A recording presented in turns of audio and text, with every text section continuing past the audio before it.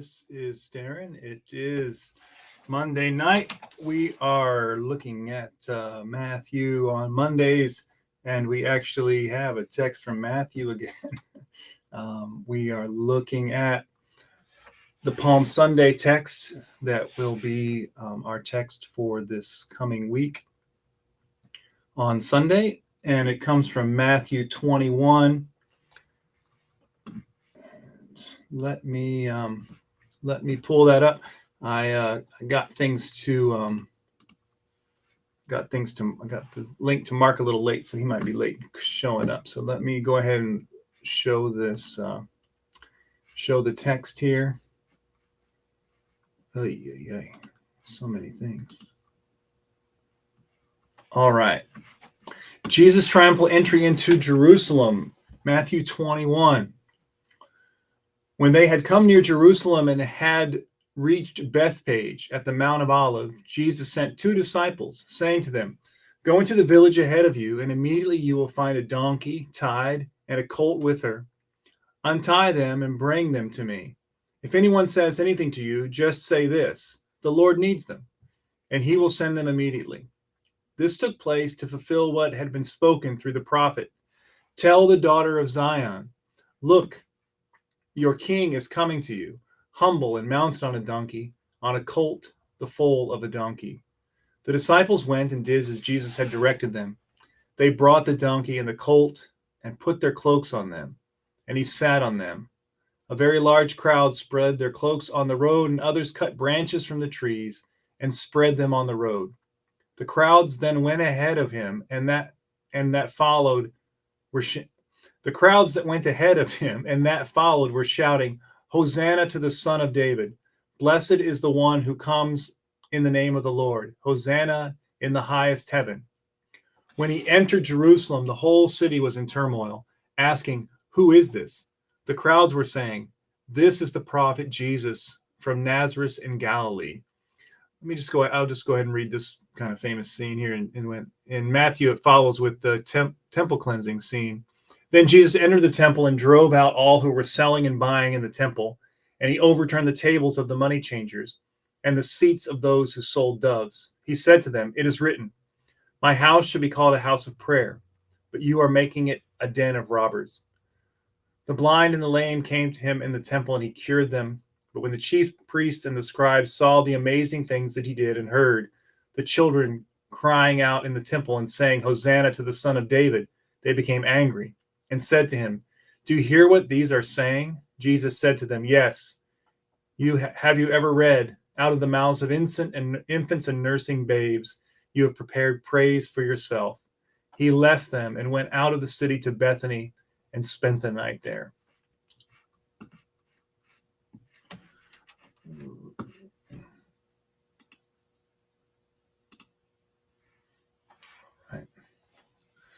I don't know. Can you hear me okay? It looks like, I think it's still coming through my microphone, and that's way over there. So I'm going to bring it over here at least. All right. So here we have the story of Jesus' triumphal entry, which we have some different versions. It's interesting this in year A, because we spend so much time in the Gospel of John leading up to Lent, but now we come back to Matthew for a minute. Immediately, I was thinking about how the text we had for last week with the resurrection of Lazarus, you have Jesus doing this amazing thing and bringing Lazarus back to life, and by the end of that story, you have the religious leaders again trying to kill Jesus. And interestingly enough, we have in this text Jesus coming into town and being acclaimed by the crowds, but the religious leaders once again becoming angry with him. And of course, we'll see by the end of this story that that they will try to kill him as well. It's interesting that I hadn't remembered this from the story of the cleansing of the temple, that in Matthew, Jesus goes directly from driving the money sellers, the money changers out of the temple to healing the blind and the lame in the temple as well. So that's interesting. I hadn't remembered that. But back to the main Palm Sunday story.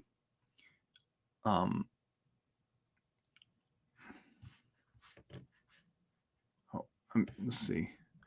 I thought I emailed Mark the link, but let me see if for some reason it didn't go.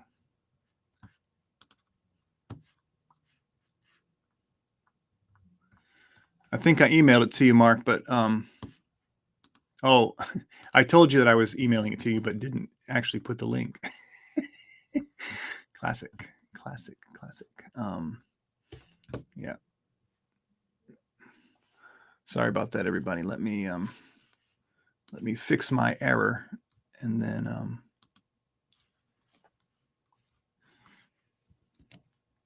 yeah. Okay.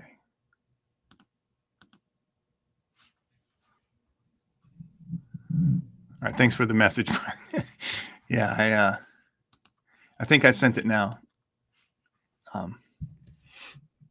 Yes, I sent them a notice, an email saying I was sending a link, but I didn't actually send the link. That doesn't help very much. So anyway, Mark should be here in any minute. But yeah, so back to the Palm Sunday story, and obviously you can see why we call it that.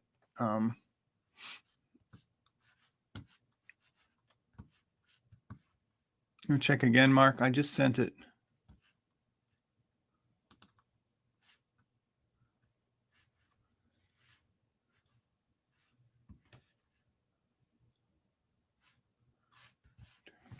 Yeah, see if that works.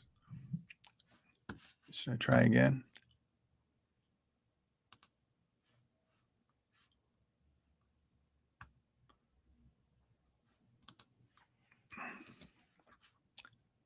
I'll try one more.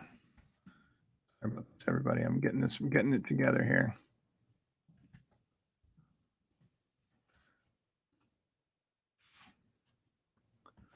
All right, see if that worked.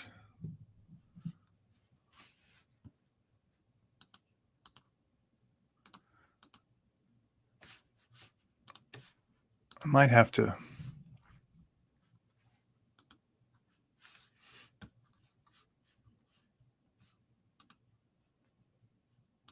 Yeah, sorry. Just 1 second, everybody. I'll check. It might have been the wrong one too, so let me try that.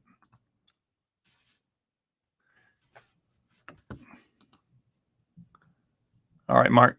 See if there should be a couple more emails. One of them should be right that I sent. All right. I know that the Facebook is behind too, so you're probably talking a little bit behind of where I'm at too. So,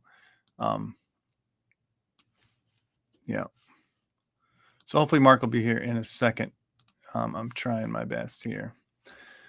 One of those days when I got a little bit of a late start. But a couple things that to start off with, to talk about in regards to this text is, first of all, we can talk about some of the oh, there we go. There we go. Sorry about that. Yeah, that happens. Technology. Yeah, well, it was more user error than any kind of technology mistakes. I just didn't send the link with the email. So yeah, that's all right. So how you been?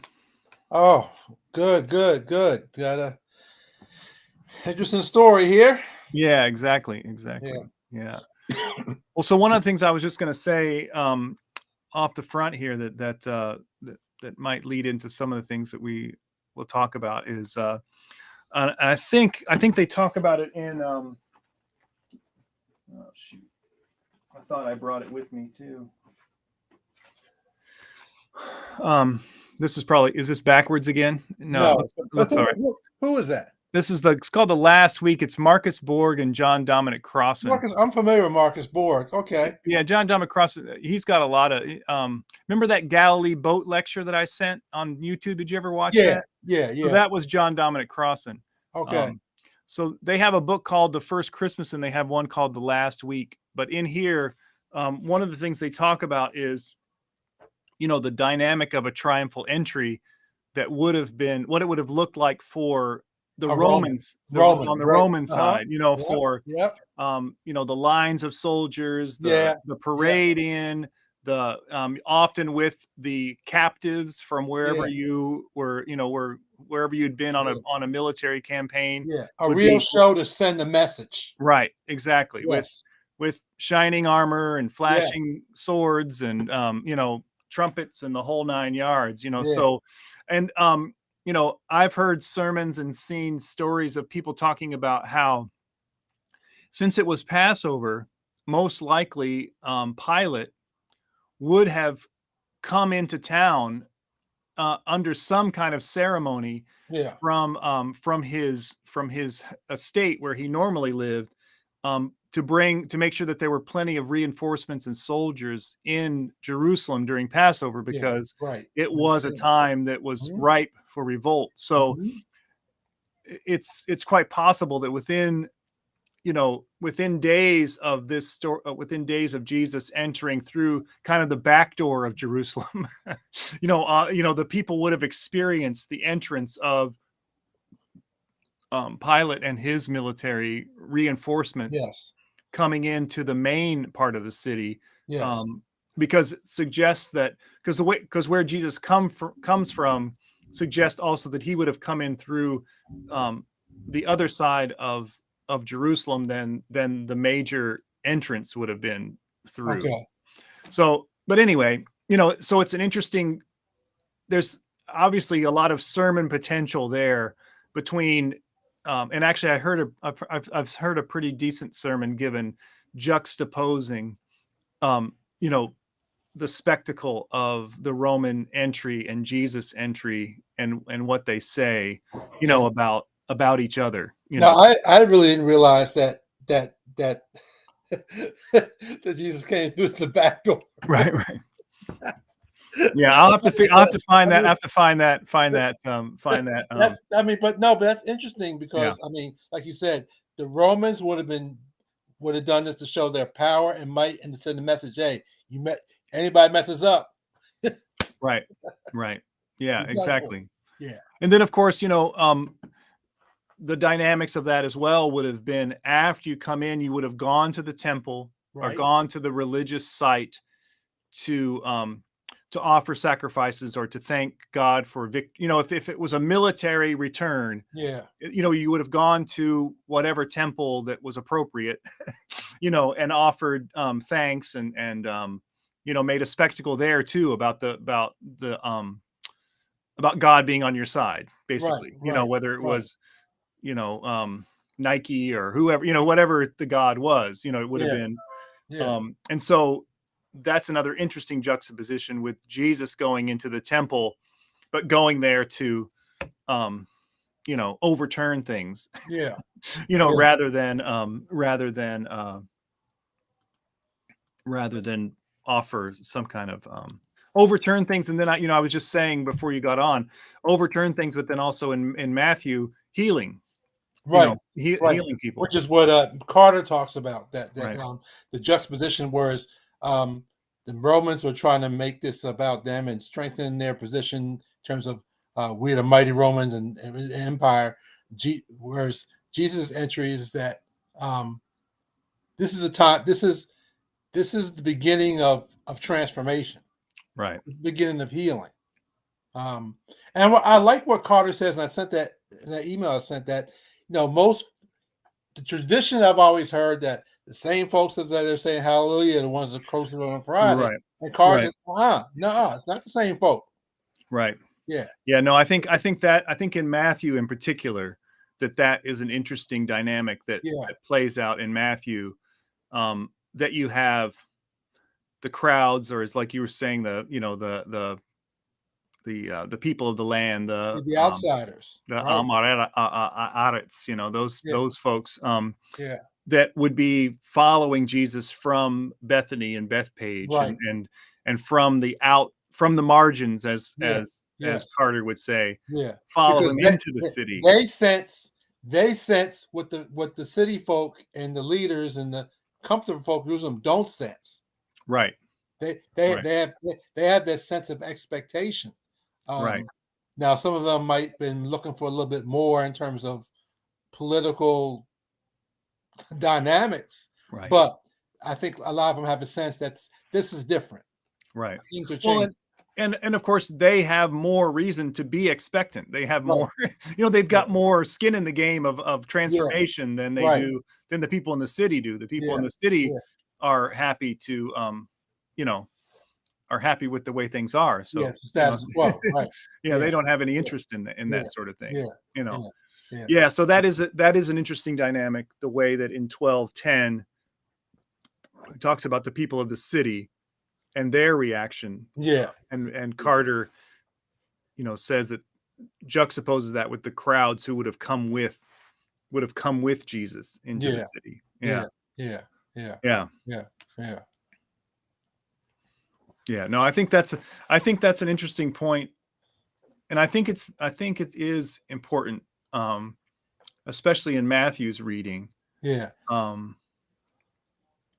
I mean, there is, obviously that the theology behind all of us chanting Hosanna and then chanting Crucify, that you Yeah. hear, you've Yeah. heard so often, like you say, is powerful message. It's Yeah. it's a good, but I think in Matthew there's something even, just as powerful going on, to say, like, there are people who are expecting and hoping for justice, Justice, hoping for change. who hunger and thirst for For righteousness and righteousness. justice, Exactly. Yeah.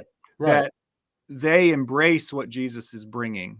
Right. Even in a way, it's like, even if he's riding a donkey, even if he's even if he's Yeah. coming as a servant, Right. even if he's coming to heal, and then Yeah. he goes in and casts out the money changers, which would have Right. been the people who were exploiting these very people Right. who Right. he's coming in with. Right. Right.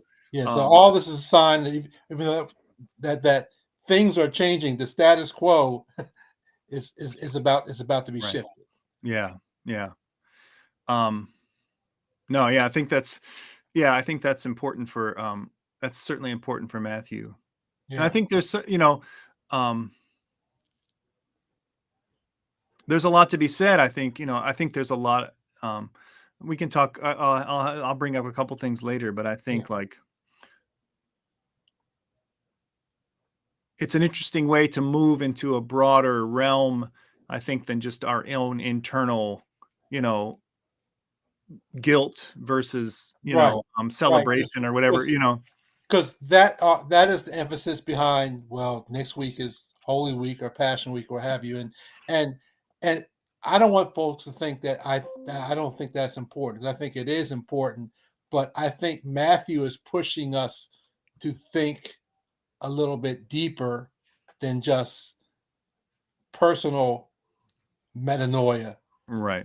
It starts with us, but it involves challenging structures and systems that have oppressed people. Right. Exactly. Yeah. Exactly. Yeah. Yeah. And I think Well, that's one of the big themes of metanoia in Matthew. Is not it starts with you, but also it leads to, maybe the word challenge is not a good word. right. But I think it does lead to, it might lead to confrontation to systems of power which are pressing. You have to be prepared for that.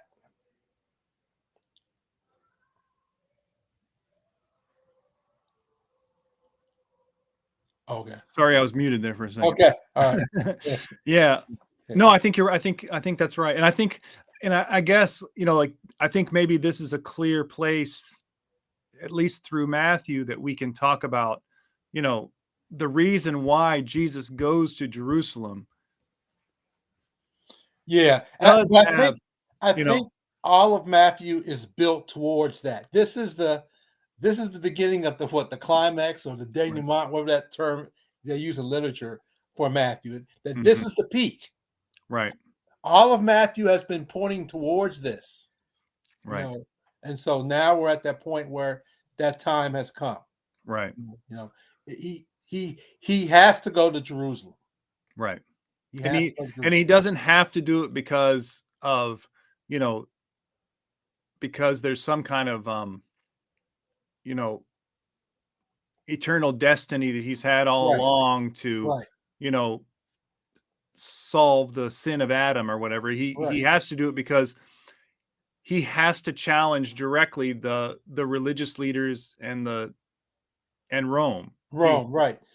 He has to bring what he's trying to bring into the center of power to say, all of Matthew is saying that the reign of God starts now. It's not everything's not complete, but it starts now. So you have to go to Jerusalem to say yes, that the reign of God is starting now, and powers that be, we want you to join us, but hey, if you don't, hey, right, you know, we're going to continue on, not with violence, but with but through the Spirit and through love and through healing. Right. Yeah. Well, that's an interesting point there. Okay. Well, because I think it's interesting in light of protests, you know, especially in recent years. And this is not the venue to get into all of the talk about violence, but I think there is a case to be made that Jesus is okay with violence against property. Say a little bit more. Well, he overturns the tables. Right. He throws throws the people out. He fashion, you know, in some accounts he fashions the whip out of the whatever and drives the people out. You know, I think that there's an element there of a disregard for people's property. You know, is it a disregard for property, or is it disregard for the system that's in place that oppresses folks? Well, I guess that's the question of, you know, where do you draw the line? You know, you think about what would be the equivalent? I mean, obviously the disregard is for the system that is oppressive. Right. But where do you draw the line with what is? So, for example, you know, the people, I don't know if you know, like in Atlanta, they're trying to build this like 90-acre cop training facility that's going to have like a Black Hawk helicopter and, you know, like basically all this, you know, basically like an army base for cops in Atlanta. Right. And there's some people who are protecting the forest, you know, that it's going to be in. And there's people who have, you know, destroyed some of the equipment that's going to be used to tear down the forest, you know. So what is that, you know, like, is that a violence? Is that a kind of violence that would be, would Jesus frown on that type of violence, I guess is the question. How close is that type of violence to turning over tables and throwing money around, you know?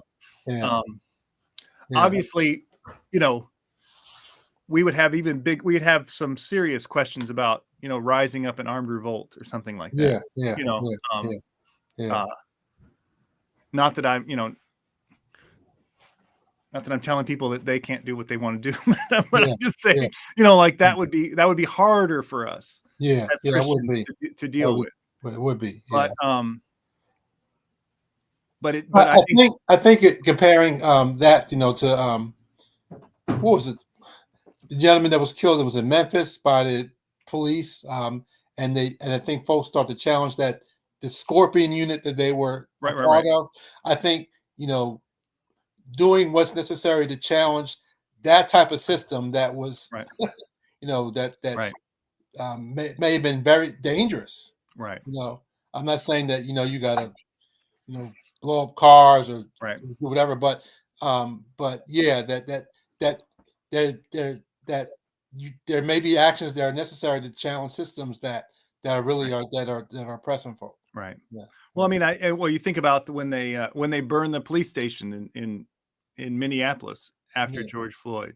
yeah, You know, yeah, like, yeah, I mean, in a way, it's like, I heard people saying, like, well, it probably would have been a more meaningful thing if they would have taken it over and used it as like a, you know, yeah, yeah, community education, like whatever, like yeah, some kind of yeah. thing.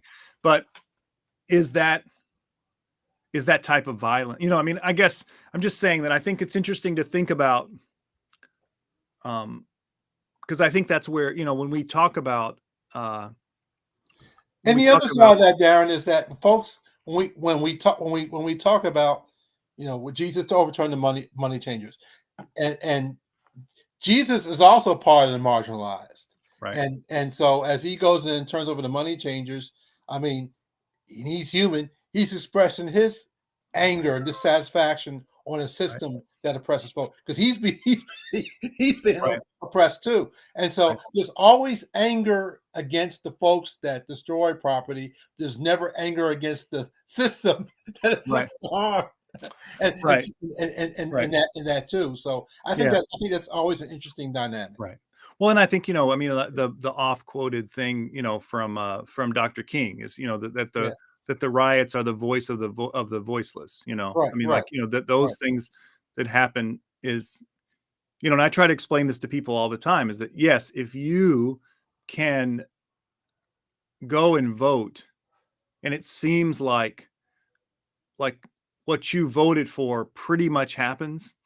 You know what I mean? Yeah. Like, if the things that you're interested in pretty much come about because Yeah. you vote, or you can call your city council person or whatever, Yeah. but if you're in a, I mean, well, for example, like in this situation in Atlanta, they had a number of different call-ins and polls Yeah. 2 years ago, 3 years ago, as this was happening. And, overwhelmingly people are opposed to this happening. And, Yeah. the people near it are opposed to it happening, but it goes forward, Yeah. because there's money behind it, and Right. so it comes to the point of how do you express yourself when no one's listening, Yeah. no one's paying any Yeah. attention, Yeah. and it's kind of the same thing in this story. Yeah. All these people are yelling in the streets, Yeah. and the people in the city are like, who's this guy? Who's this guy? Yeah. Who's this guy? And why Right, are these folks so, because the problem is like we said earlier when we were talking about, I guess, Mark, is that in that the religious leaders, they could give a damn about right, these folks. right, They don't care. right, right. Yeah, So I mean, because they're comfortable, yeah, Yeah. yeah, yeah. Well, let me I want to just I'm gonna let's see if I can make this see if I can make this a little bigger. Um oh man, I just forgot his name. I think his name is Chris Shelton, I think is right. He is a Presbyterian pastor in Before I forget, that book you mentioned on by Borg last yeah. week, is that pretty much talking about Holy Week and analyzing Yeah, Holy yeah, Week? yeah. Yeah. Yep, Okay. yep, All right. yeah, Okay.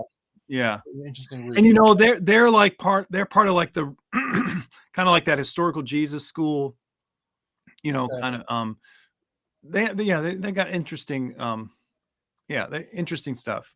Okay. Let me show you this Okay. this is a hymn that we're going to sing on Sunday.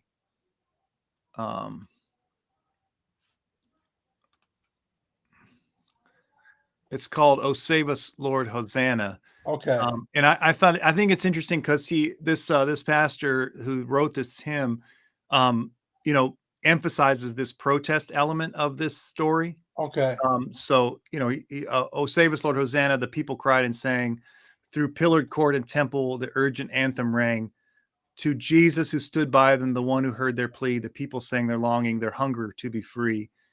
They followed down the mountain, a cheering, chanting crowd, their palms raised high in protest, their voices clear and loud. They sang no songs to Caesar, they gave the king no laud. Instead, the donkey rider they hailed as blessed of God. From Seneca to Stonewall, from Selma to today, in chants of Si se puede, in voices bold and brave, when people cry for justice, for rights, or for release, still echo those hosannas, still rides the Prince of Peace. Oh, save us, Lord, Hosanna, we cry. We hear our children sing. From school and street and sidewalk, we hear their voices ring. And there in every protest, still weapons kill no more, still rides defiant Jesus, just as he rode before. That's beautiful. That's nice. Yeah. Yeah, and actually, he wrote it. I don't know if like the shooting in Florida, right? That started kind of all those like anti-gun violence protests. What was it? Not talking about Trayvon Martin, about something else. No. It was like it was the shooting in the school. Oh, yeah. Yeah, I can't remember what, but and then all the kids from the school started, they had a protest in DC, the whole thing, that was right around Lent that year. Yeah. So I think that partly inspired the hymn, but I like it a lot. And it's to a tune that is pretty a familiar Palm Sunday song. So it won't be hard. So it's easy for people to sing, because they know the tune. They know the tune already, so they don't get too mad at me about introducing new stuff. Okay. Yeah. So I thought that was interesting, and then the other thing that I was just gonna like kind of bounce this off of, that I thought kind of made me that I was thinking about in relation to this is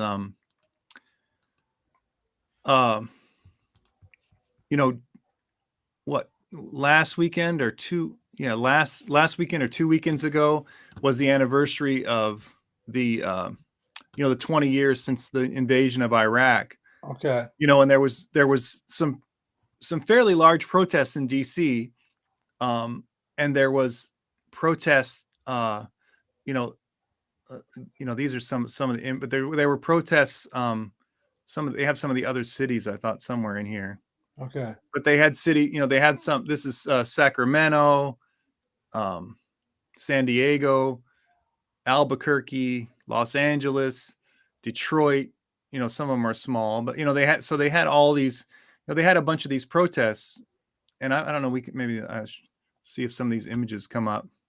Okay. Yeah. But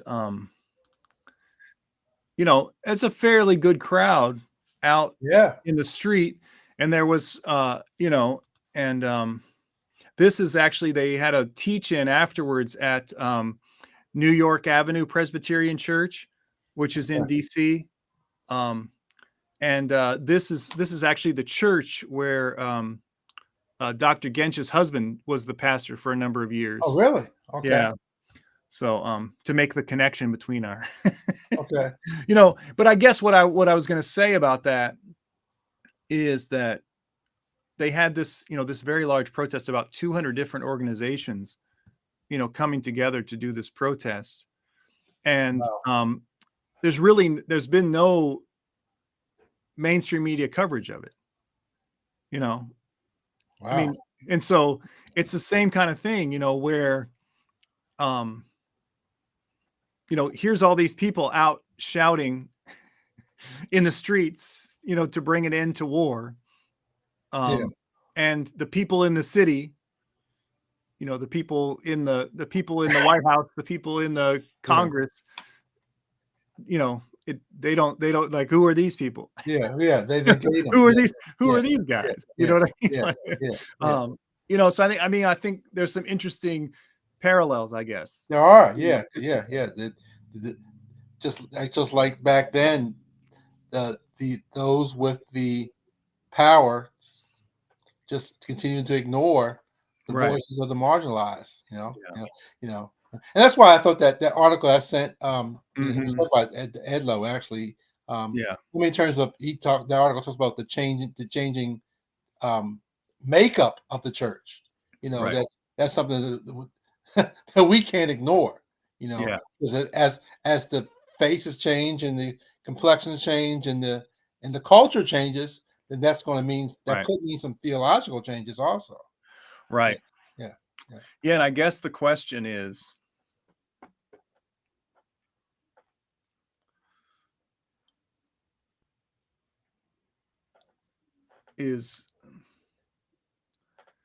how I guess the hard part about it is it seems like that a lot of the places where the church is growing in other places, I guess, like in Latin America, where the evangelical church is growing, or where the Pentecostal church is growing, and in Africa as well.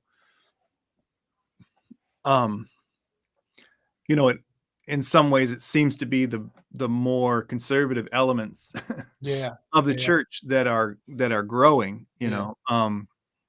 I mean, in many ways, when liberation theology came out of Latin America, in the 70s, 80s, we basically ignored it for the most part, in the United States. Yeah. So I guess what I worry about the most is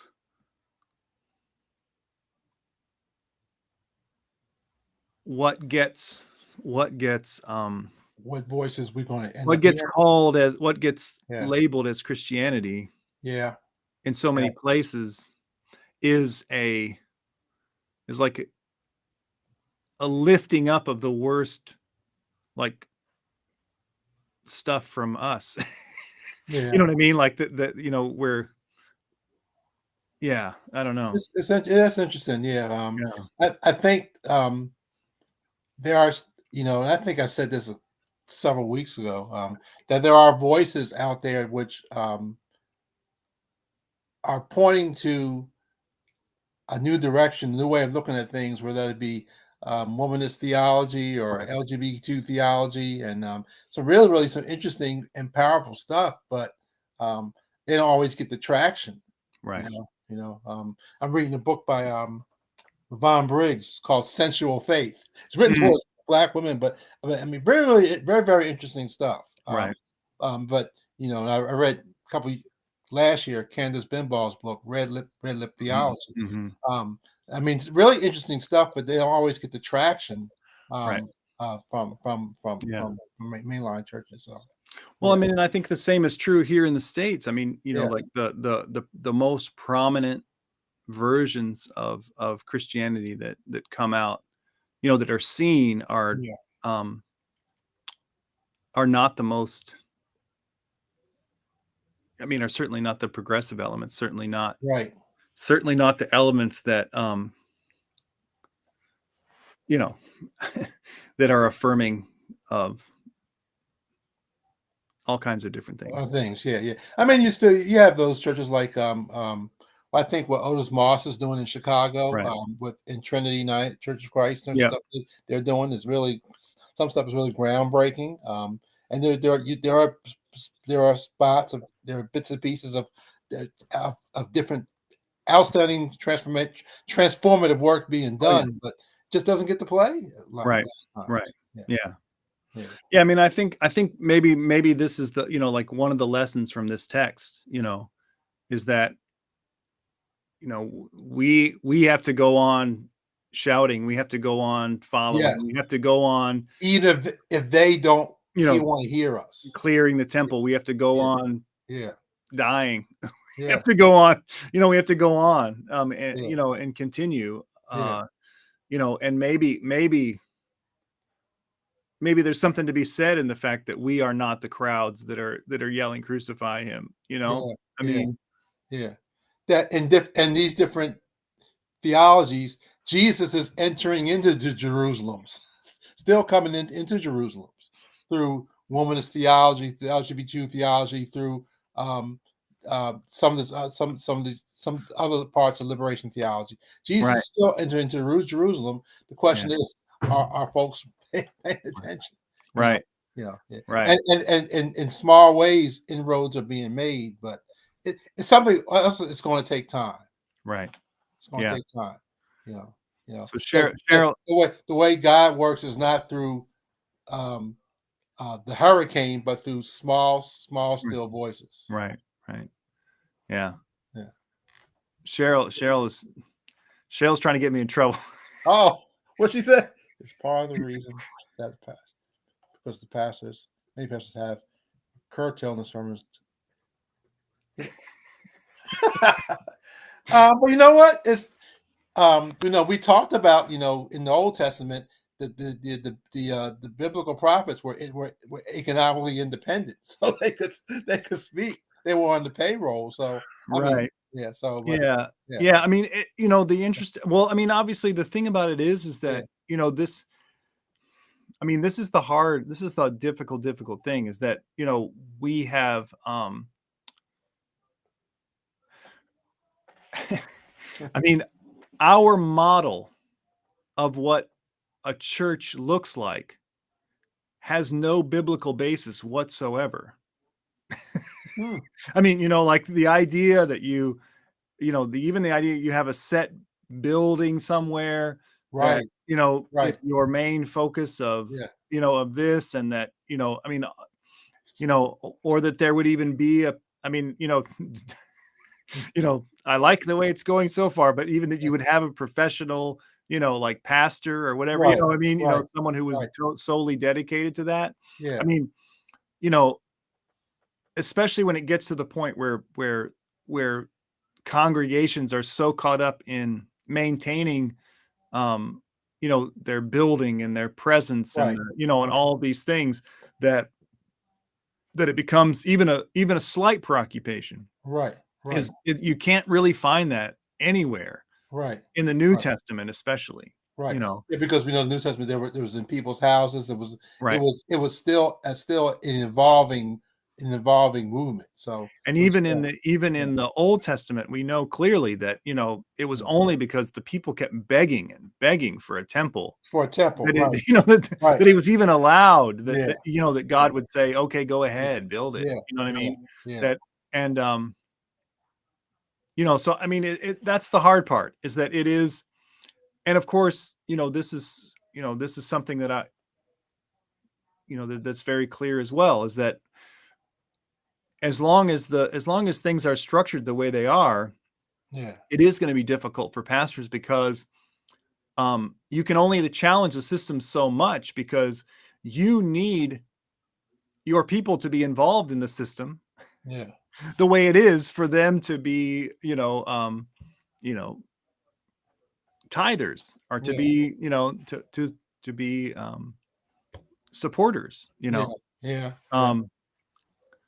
And I mean, you can start talking if your church has an endowment or has money in the market, or people in your church can tithe to you because they have money in the in the stock market. Where are their investments? Where are they? All that stuff. That's wow. I mean, then it starts gets really intricate right there when you start looking at that. Because on the one side, when you look at church, you need to have certain amount of business practices so the church can thrive.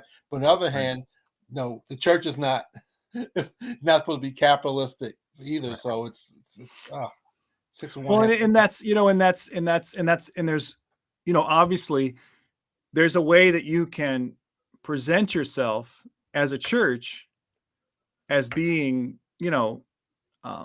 mission oriented and but then you're also how are you being supported? It's the same with nonprofits. You can be a racial justice nonprofit, but if you get all of your money from some organization that basically exploits the people of African continent, I mean, right. You have to question, are you dancing to their tune? Right. Is Hershey giving you all your money so that you can, convince, grandmothers that they shouldn't be mean to black people? I mean, but the whole while you're, I mean, it's tough. I mean, I think Cheryl's got something else to say, going to get me in more trouble, I think.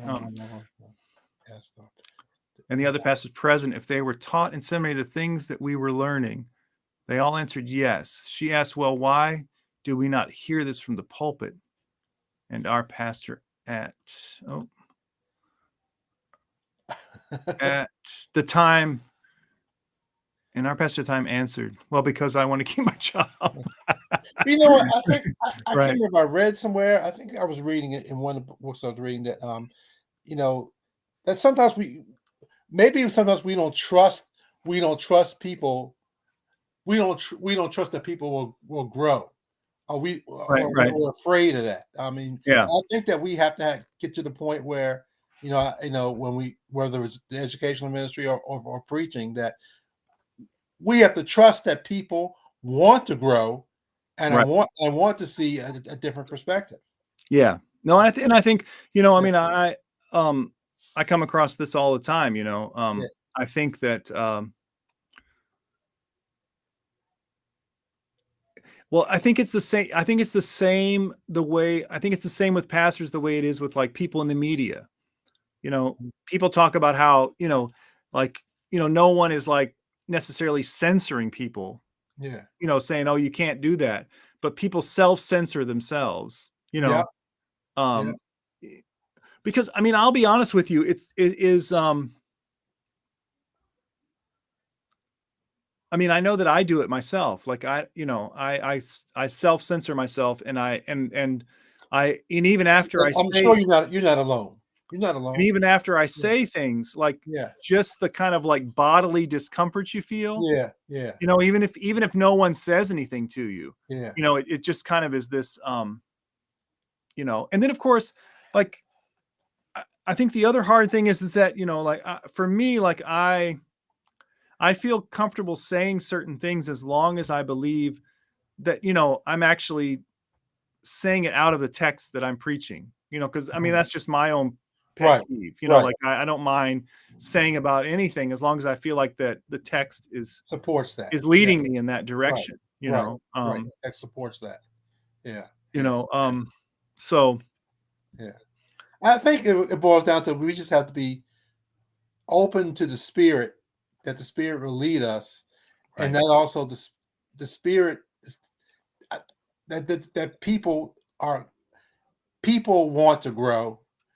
I think people want to grow. right, I think people want to be challenged so they can grow, and trusting the Spirit to lead us in ways that allow right, that process to happen. yeah, And it's just a matter of just being comfortable with that right. process. I mean, I do think that, Yeah. I think it's also true that some people do not want to grow. I mean, Okay. Yep. I'm not saying I necessarily, agree. and if anyone from Yep. my church is listening, my church I'm at now is listening, I'm not necessarily talking about you Yeah. all. Yeah. I'm just But no, saying you're that, right. like, I've You're been right. in places before in my life Right. that, that And there are people are people, comfortable. right, And sometimes there's nothing that you can do.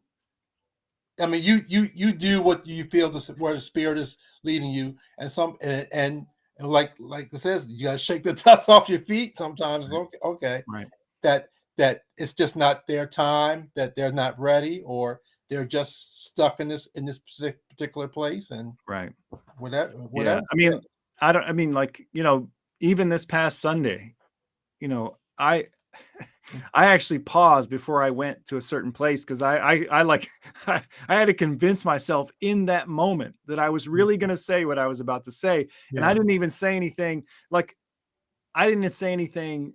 Um, well, I wasn't at the pulpit because I like to walk around, but Mhm. I didn't say anything from the pulpit that Right. is not just common sense in most of Yeah. the circles that Yeah. I talk when I talk to people. You know Yeah. what I mean? Yeah. But yeah, I mean, I'll just, I bet like, you if you ask Ed Lowe or anybody else, they probably have the same misgivings sometimes yeah. and on any given Sunday. Well, they're probably a little better pastors that they don't just like Mm. openly pause in the middle of the sermon to they've already decided Yeah, at some point that they're going to keep talking. yeah, yeah, So yeah. yeah, but they probably do have the same Same misgivings. misgivings. Yeah, yeah. I mean, Right. Yeah. it's not easy. I mean, Yeah. it's not easy. I think the same thing's true education. I mean, this time when I was Christian ed director, I think I was times, do I really want to present this? Right.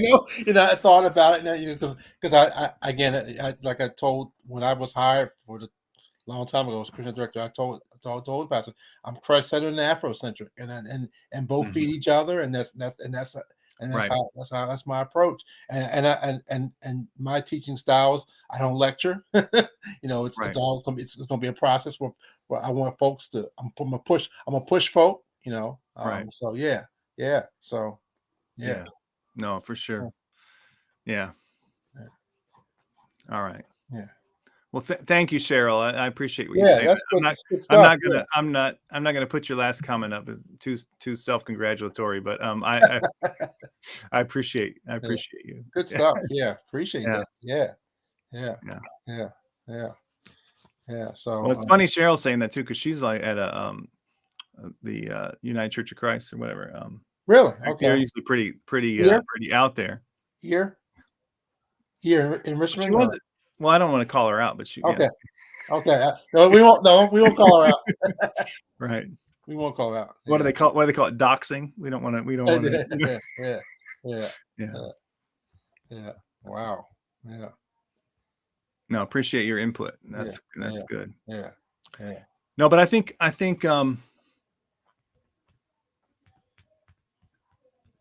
yeah, I mean it's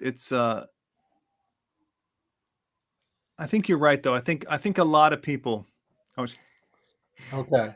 yeah, Okay. she's given she's I'll let her tell her own story. Yeah. Okay.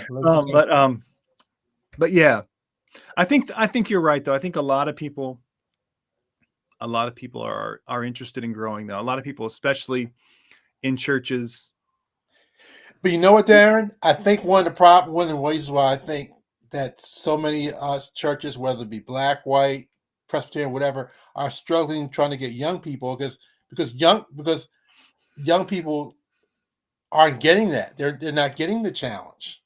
Right. And I keep on saying that I think that how do I want to say this? That there are some things theologically I think that we have to rethink.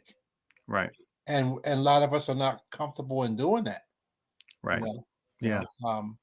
So, and I think a lot of young people would welcome that, but they don't feel that they come to XYZ Baptist Church or XYZ Methodist Church that they're not going to get that. Well, and it's kind of crazy because the people who cater to an environment or a aesthetic that seems to attract younger people are some of the most conservative theologically. I mean, the mega churches, I wonder is that because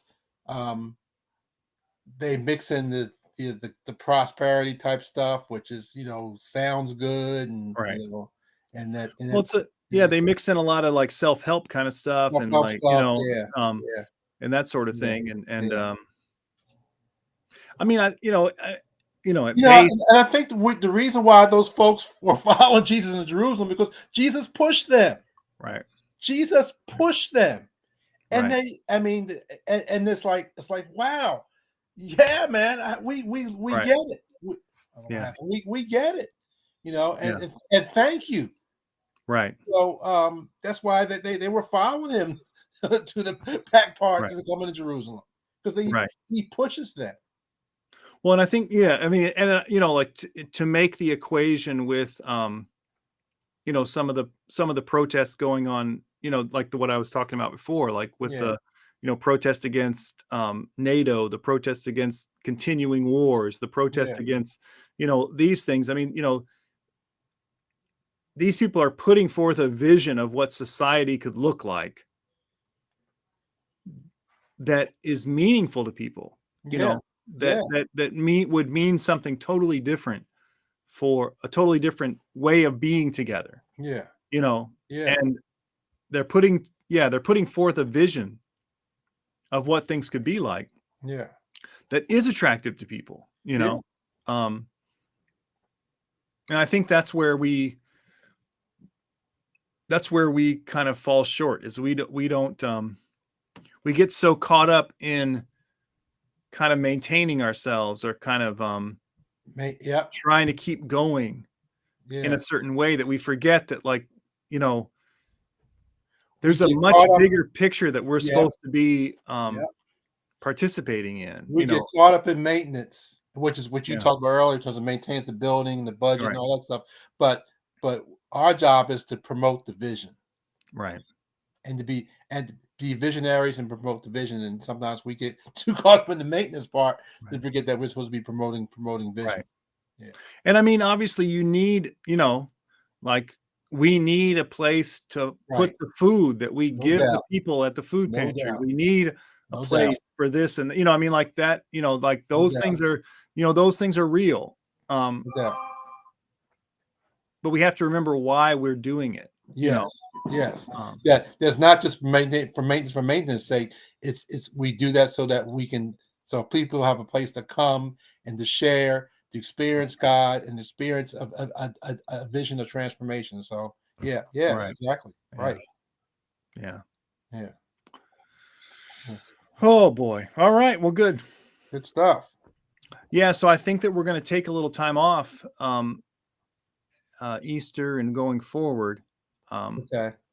We'll see what happens. I kind of have, I don't know. I was looking forward and thinking about what I wanted to preach about and stuff like that. And I thought that I might go into the Acts text, but This is after Easter. You're after talking about? Easter, yeah, after Easter. What's the lecture? I haven't looked at what's the lectionary. Well, the lectionary goes basically the Acts text become the Old Testament text.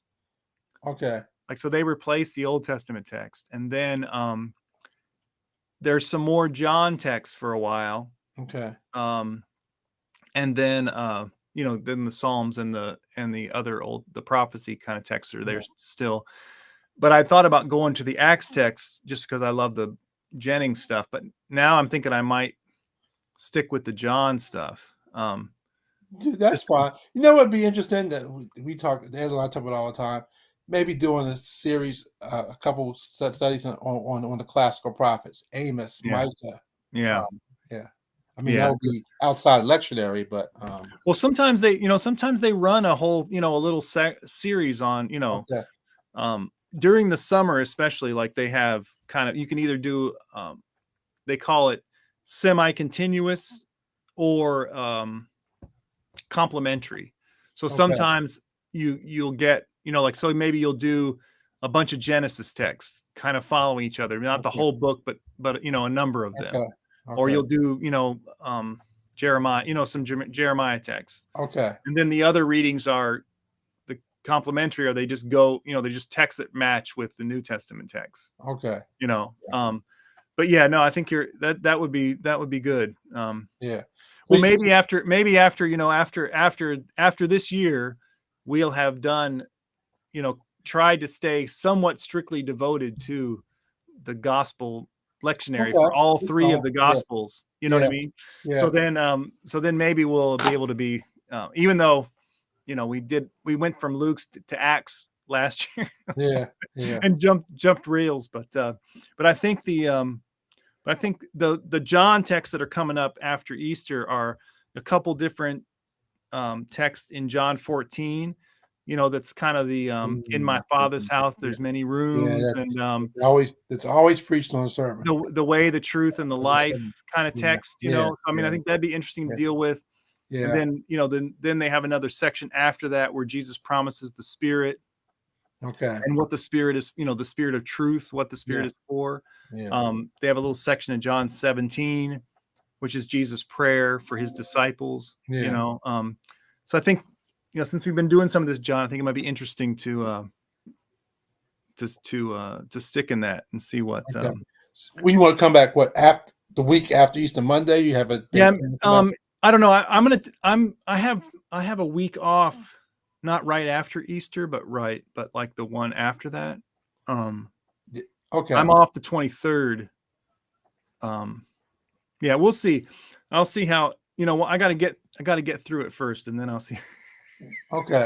see how I feel afterwards. Okay. But we'll take this coming Monday and maybe the next one off for sure, and then okay. So and then see what comes back. So you talk about maybe the 17th. Yeah, that might be 17. Okay. Yeah, maybe so. Yeah, I may be off that next week, but maybe it'd be worth. We might. I'll see what the And it'll be the whatever lectionary text is that for Yeah. for the following Sunday. You would look at that text. Okay. Yeah. Okay. Yeah.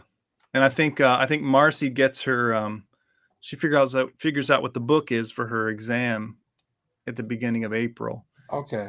And then I don't know when she has to take it, but yeah, so maybe she'll be back after. Okay. After that. Yeah. Well, good stuff, man. Well, maybe we'll have to do another maybe we'll have to do another Zoom. Yeah. While we're on break again. That was good. That'd be good. Yeah. Set it up. Set it up. Let us know. Yeah. Well, I want to wish your family a happy Easter, happy Yeah. Resurrection Sunday, happy Easter. Are your kids off now, or it's after? Yeah, actually, they got 2 weeks off. They started. 2 weeks? Yeah, they have this week off and next week. They don't go back until after Easter. Wow. Yeah. So. Yeah, and of course Deb works at the same school, so she's off too. So she's off too. Yeah. So. Yeah. They're just relaxing while I'm in my busiest. Busiest time. But yeah, it's all right. That's all right. All right. Well, thanks, Cheryl. Thanks, Mark. Yeah. Let me know. Yeah, you got it. Okay. All right. All right. Take care. Yeah, you too. Bye, Cheryl.